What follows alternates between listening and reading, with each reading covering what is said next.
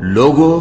اپنے پروردگار سے آجزی سے اور چپکے چپکے دعائیں مانگا کرو، وہ حد سے بڑھنے والوں کو دوست نہیں رکھتا،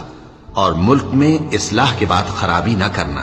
اور اللہ سے خوف رکھتے ہوئے اور امید رکھ کر دعائیں مانگتے رہنا، کچھ شک نہیں کہ اللہ کی رحمت نیکی کرنے والوں سے قریب ہے۔